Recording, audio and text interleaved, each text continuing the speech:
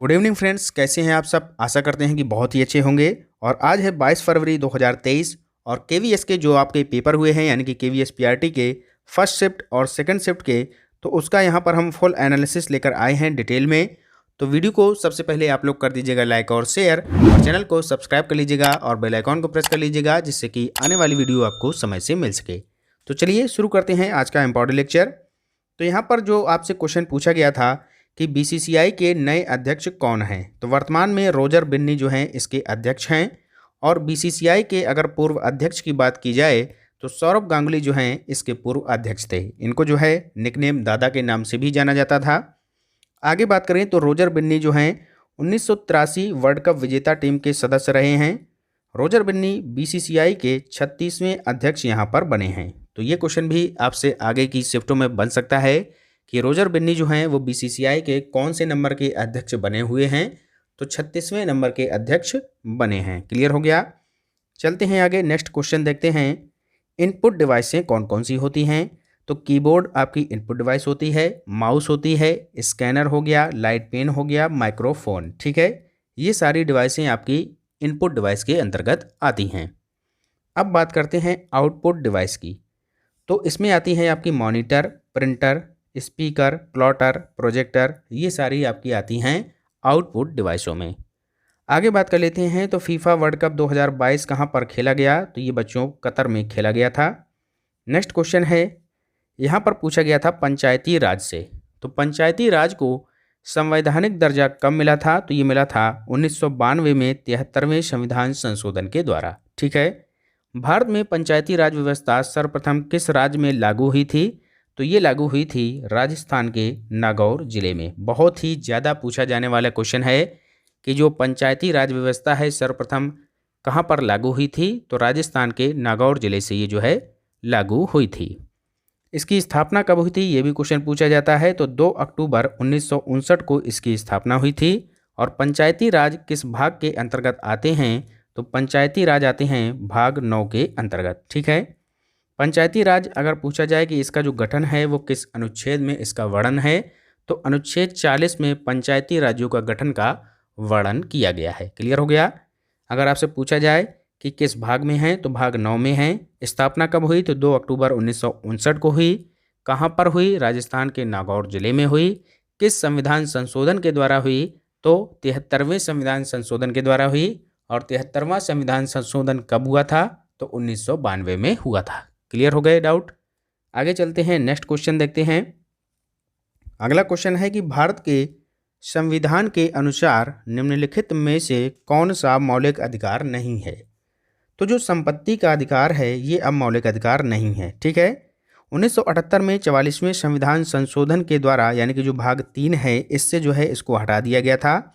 और अब जो है संपत्ति के अधिकार को अनुच्छेद 300 का के अंतर्गत रखा गया है। क्लियर हो गया। यह एक कानूनी अधिकार है और वर्तमान में 6 मौलिक अधिकार हमारे हैं। ठीक है, और ये जो मौलिक अधिकार हैं इनका वर्णन भाग 3 में किया गया है।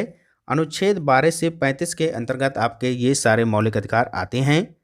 पहला आता है समानता का अधिकार, अनुच्छेद 14 से 18 तक। दूसरा है स्वतंत्रता का अधिकार, अनुच्छेद 19 से 22 तक। फिर आता है शोषण के विरुद्ध अधिकार, अनुच्छेद 23 से 24 तक। फिर है आपका धार्मिक स्वतंत्रता का अधिकार, अनुच्छेद 25 से 28 तक। और पांचवा है संस्कृति और शिक्षा संबंधी अधिकार, अनुच्छेद 29 से 30 तक।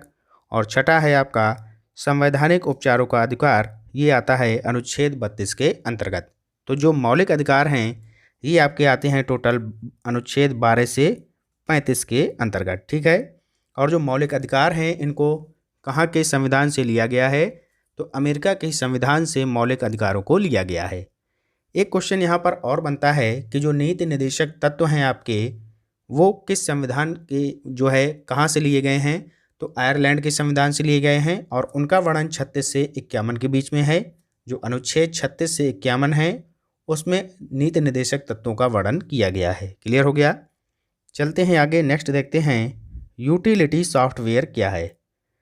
तो यूटिलिटी सॉफ्टवेयर कंप्यूटर सिस्टम का एक ऐसा प्रोग्राम या सॉफ्टवेयर होता है जो कंप्यूटर को कॉन्फ़िगर, ऑप्टिमाइज, ट्रबल शूटिंग तथा मेंटेनेंस करने में मदद करता है। ठीक है, जैसे कि कौन कौन से होते हैं यूटिलिटी सॉफ्टवेयर, तो यहाँ पर देख लीजिएगा, disk defragmenter, disk cleanup, Windows defender, disk management, resources monitor आदि, ये आते हैं आपके यूटिलिटी सॉफ्टवेयर के अंतर्गत। क्लियर हो गया। नेक्स्ट आगे बात करें तो पोंगल उत्सव से संबंधित एक प्रश्न पूछा गया था। तो पोंगल उत्सव के अगर बारे में बात करें तो पोंगल फसल के मौसम का उत्सव है और यह वह समय है जब लोग अपने सुखी जीवन और समृद्धि में योगदान के लिए धरती माँ, प्रकृति माँ और खेत जानवरों की पूजा करने के लिए एकत्रित होते हैं। तमिलनाडु में हर साल पोंगल उत्सव बहुत ही भव्यता और धूमधाम से मनाया जाता है। तो कहाँ मनाया जाता है? तमिलनाडु में मनाया जाता है। और तमिलनाडु का एक फेमस लोक नृत्य है भरतनाट्यम, ये भी आप लोग याद रखिएगा। आगे यहाँ पर लिखा है कि पोंगल उत्सव हर साल 15 जनवरी से लेकर 18 जनवरी के बीच में मनाया जाता है। क्लियर हो गया। चलते हैं आगे। तो आगे यहाँ पर आपसे एक क्वेश्चन पूछा गया था कि निम्नलिखित में से कौन सा पक्षी कैक्टस पौधों जो है कांटों के बीच अपना घोंसला बनाता है? तो ये बनाता है फाख्ता पक्षी, और फाख्ता का दूसरा नाम होता है कबूतर। ठीक है, तो ये भी आप लोग यहाँ पर याद कर लीजिएगा। जनरल हिंदी में जहाँ जहाँ से क्वेश्चन आए थे हम आपको बता चुके हैं। रिमझिम यहाँ पर आपका मेन टॉपिक है, 4 से 5 क्वेश्चन यहाँ पर देखने को मिले थे। और जो पेडागॉजी का सेक्शन था, आरटीई एक्ट हम आपको पढ़ा चुके हैं, एनसीएफ 2022, 2005, एनईपी 2020, एनईपी 1986 यानी कि दूसरी राष्ट्रीय शिक्षा नीति, इसको भी हम आपको करा चुके हैं।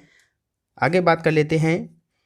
जैसे कि अगर आपसे पूछा जाए कि पहली शिक्षा नीति जो है कब आई थी, तो ये आई थी 1968 में, दूसरी आई थी 1986 में, तीसरी आई थी एनईपी 2020 में। ठीक है, तो ये तीनों आपको याद रखनी है।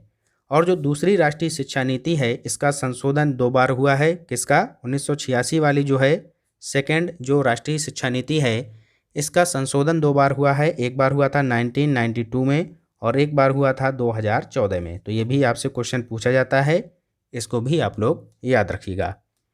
आगे चलते हैं। तो रीजनिंग में बहुत ही नॉर्मल से क्वेश्चन देखने को मिले थे, हम आपको बता चुके हैं। आगे अगर मैथ की बात करें तो नंबर सिस्टम हो गया, टाइम एंड वर्क हो गया, एवरेज हो गया आपका, percentage, rectangle, mensuration, cube root, तो ये सारे चैप्टर यहाँ पर देखने को मिले थे। तो ये था आपका कंप्लीट फुल एनालिसिस जो कि 22 फरवरी 2023 का था। तो वीडियो आपको कैसा लगा ज़रूर हमें कमेंट बॉक्स में बताएं। मिलते हैं एक नए टॉपिक के साथ, एक नए वीडियो के साथ। तब तक के लिए पढ़ते रहिए और आगे बढ़ते रहिए। जय हिंद, जय भारत।